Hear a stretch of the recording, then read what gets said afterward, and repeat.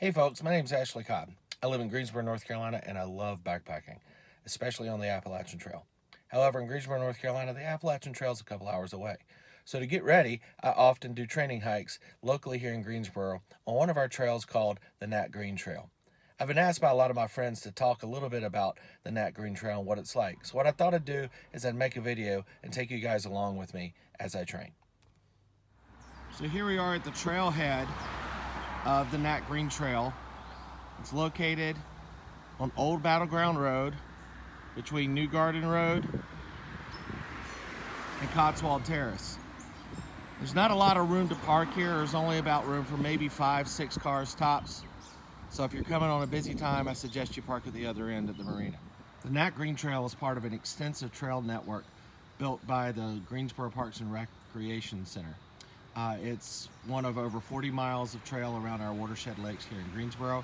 If you want more information about this, you can get a map from the Parks and Recreation System, or they also sell them at our local REI. Within a couple of 100 yards from the trailhead, you get up on a boardwalk that takes you over some of the low-lying wetlands that exist at the first part of the trail. This boardwalk goes for about 100 yards, and it takes you over some neat areas. This section of the trail gets flooded really easily right after a rain. You can sometimes see beaver in this area, definitely signs of deer coming through here, and late at night and early in the morning, the frogs here can be very loud.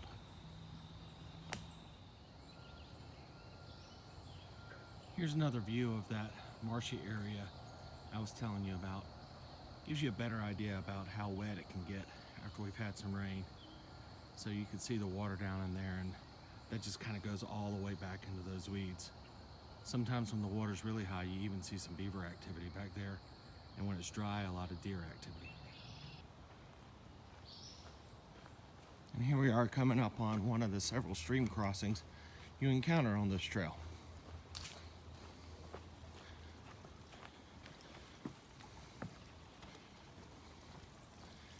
You see where that little root knot is? That's a major influx of water that really flows heavily right after a rain.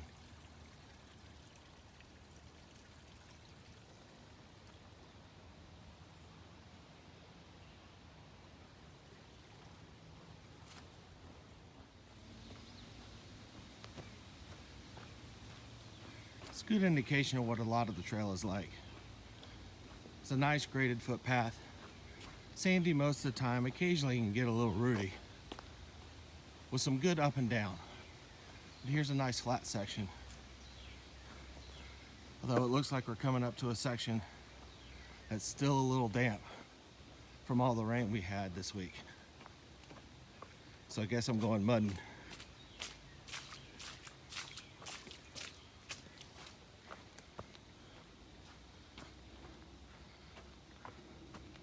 The trail runs next to Lake Brent. And while the lake isn't always right next to the trail, it's always nearby. At this little section of trail, you've got the lake right here, but on the other side of the trail, you might be able to make it out, is the Greenway. It's a paved path that runs its way through Greensboro. Used to be an old railway bed, and this section is heavily used by bikers and joggers. After about a quarter mile or so, the trail comes out and goes across that greenway I was just telling you about. And from here, go over there towards Burr Mill Park, and over that way towards Lake Brand Apartments. Here's another big sign of the trail system letting you know what's what and where's where. I want to give a shout out to the Piedmont Fat Tire Organization.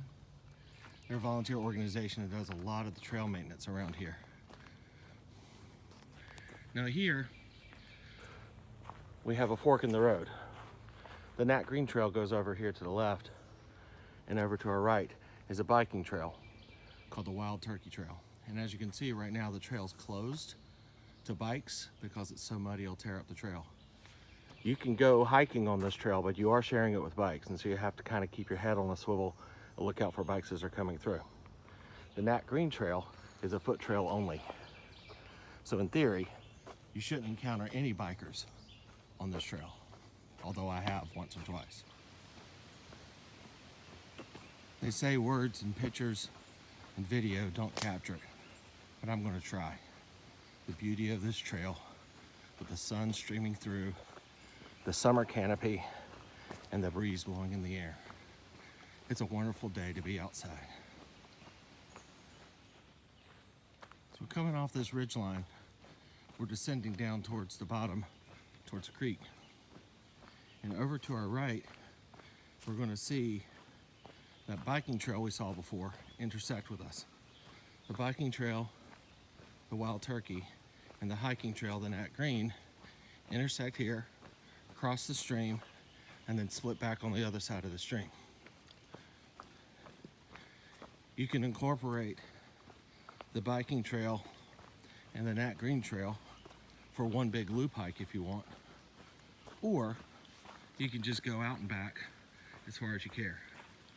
Now, one of the interesting things about this stream crossing, if you'll notice this footbridge has got some sand on it.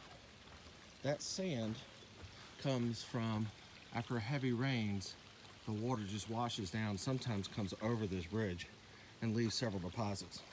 So if you ever walk in here and it looks like the bridge is really super sandy or sandier than you remember last, that probably means there was a big rainstorm recently.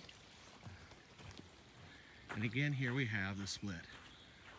Biking trail to the right, hiking trail to the left. Shortly after that footbridge, we come across what I consider the boggiest, muckiest part of the trail. This section of the trail gets wet the fastest and dries out the last. We have a really nice footbridge here. I was put in by the maintainers several years ago. The footbridge before was just over there. I'll show you the old site. So the old site of the footbridge used to be located right over here. You can hear me squishing through the trees as I do it. This is where the footbridge used to go. It wasn't really high enough. It got washed out quite a bit, and it was often underwater after heavy rains. So they relocated the bridge to the spot to where you see it. And now you get an idea of what I mean when I say this is the muckiest part of the trail. They do have some wood in here to kind of help you with, but it's hit and miss sometimes. And frankly, sometimes I just like to plow right on through. I guess you could say I'm a mudder for all of you Seinfeld fans out there.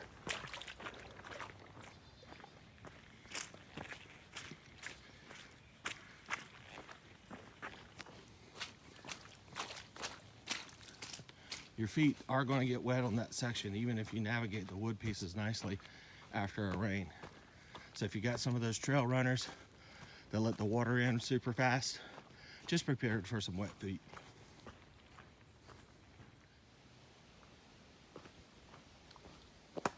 We're coming up on one of the blowdowns that have been across the trail for the longest time. When we get there, I think you'll see why it hasn't been cleared yet.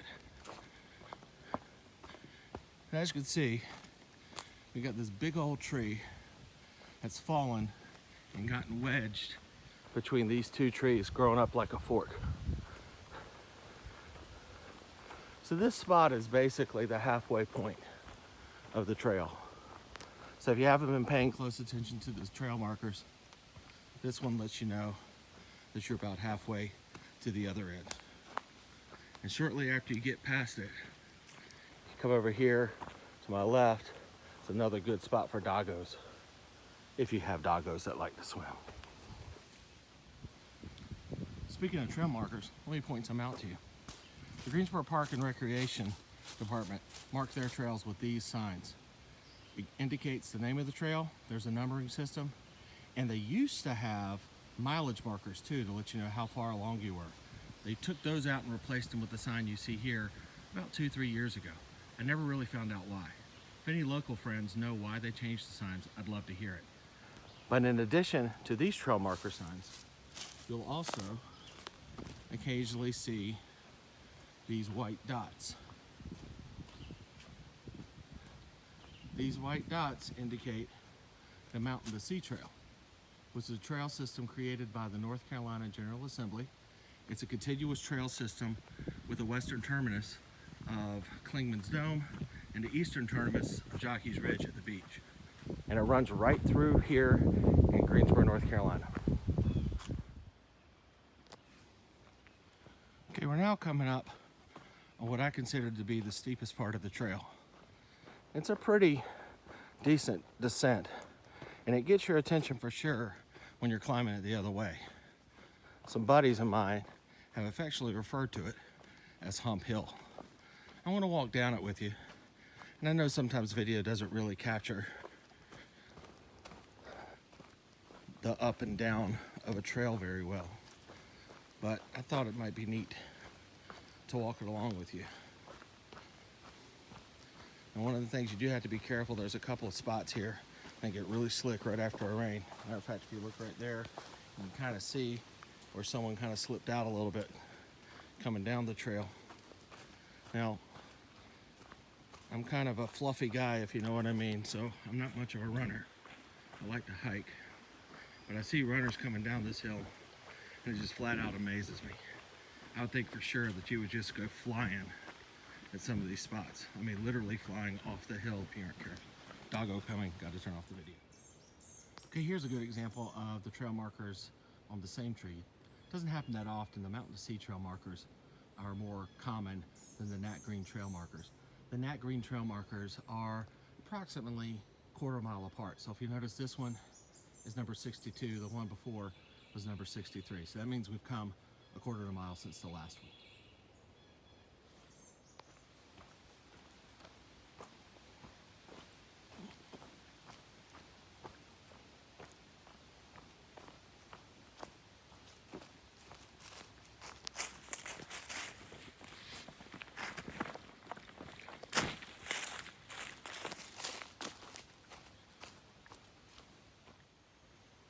Okay, I know what you're thinking.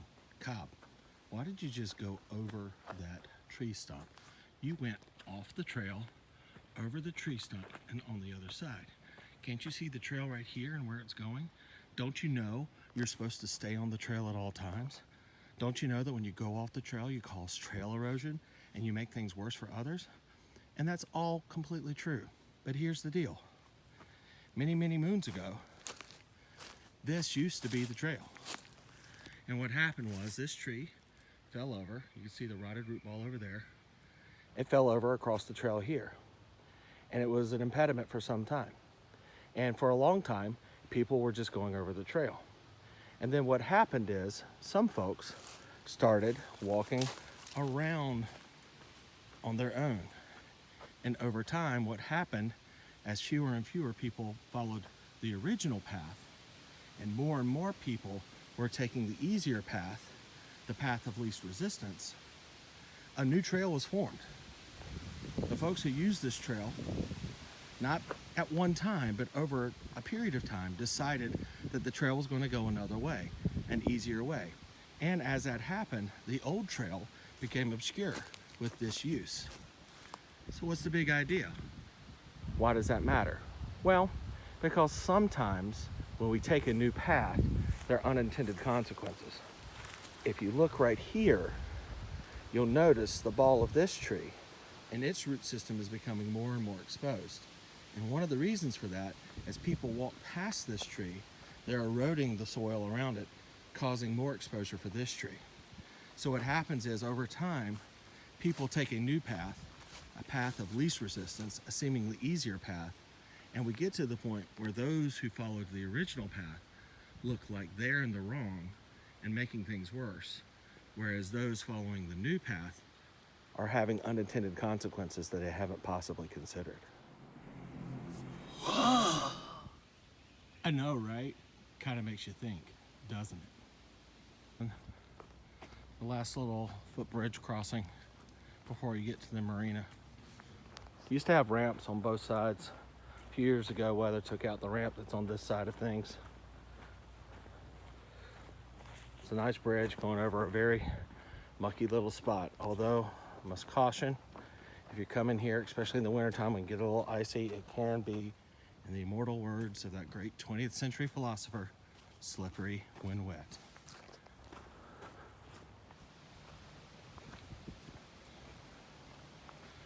Shortly after that footbridge, you're going to come up to the Lake Brant Marina. You park your car here if you want to come from this end of things and head the other direction. This is a great marina. You can rent boats, buy some bait, go fishing, paddleboards, kayaks. It's a great, great spot. If you live in the Greensboro area and you haven't checked it out, you really owe it to yourself to do so. Now you'll notice here, the trail forks off. Go to the left, you head to the marina. You go to a right. This is a side trail that takes you to a parking spot that's just outside the marina. The marina closes various times during the day, and it's closed on Tuesday. So if you're starting your hike or ending your hike during a time when the marina is going to be closed, you need to park outside the park, so that way you can get your car out when the time goes. I prefer to park at the other end when traffic is light. Weekends, there's a lot of folks out on the trail, and I'll usually come to the other end. So when you come out here, you come out to the marina, and just straight ahead, about 150 yards, there's a shack where you can rent the boats, buy the bait, use the bathroom, get some water if you need it. And there you see the canoes over there that you can rent.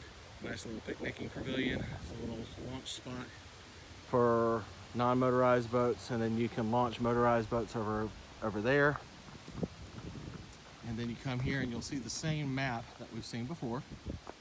And of course, this lets you know that this is the Mountain to Sea Trail, and it tells you what time is closing. So they changed that sign to let you know what time it's closing, so you don't leave yourself out here with a car locked in. So we are at the end of the Nat Greene Trail. I am going to turn around and head back because I'm doing an out and back, which means that technically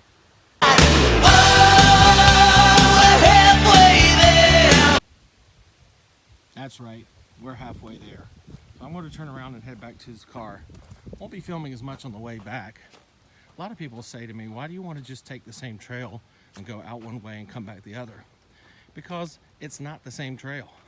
You have different ups, you have different downs. What was a real gentle descent going one way becomes an ongoing, sometimes strenuous climb the next. You see things that you didn't see before, see things from a different perspective, and never get tired of going back over this trail. Okay, we're coming up on that junction between the Nat Greene and the Wild Turkey Trail. If you're coming from the marina, this is the first junction between the two trails. Something that you may have seen or noticed when I came through the first time, but it's really easy to miss, and I wanted to point out to you. If you'll notice, as the two trails come together, after a short distance, they split off. The foot trail goes over here to the right. Now, you get to the end of the trail, you walk a little bit, and you come to the creek bed, and you'll notice something's kind of missing, and that would be a way to cross the bridge without getting wet. And what happened was, a couple of years ago, about 4 or 5 years ago, there was a footbridge. We had a really bad series of rainstorms in the summertime. We had so much debris get washed down this creek that it washed out the footbridge for the hiking trail. The bridge was lower than the biking trail, so the debris cleared the biking bridge, but took out the hiking bridge. So it flowed underneath this bridge, and you can even see some of the accumulation that's left over, but a big knot of debris accumulated here, and the water just took the bridge completely out. And so since then, we've shared the path, and we split over here to the right, and we head our way up what I affectionately refer to as Root Hill, because as you can see, there's a lot of roots going that way. and you can't see because the old way is obscured now. There used to be a lot of routes coming that way as well. So just something that's kind of neat. Okay, so we're back on the boardwalk, which means we're almost back to the car. I want to thank you guys for coming along with me on my hike today. If you have any questions about the Nat Greene Trail, please leave them in the comments below. I'll try to answer them if I can. Also, if you live locally in the Piedmont Triad area and you know of a trail you think I ought to check out, tell me about it. I'm always looking for another trail to explore. Thanks so much for coming along with me today, and I hope you find some nature to enjoy. Have a great one.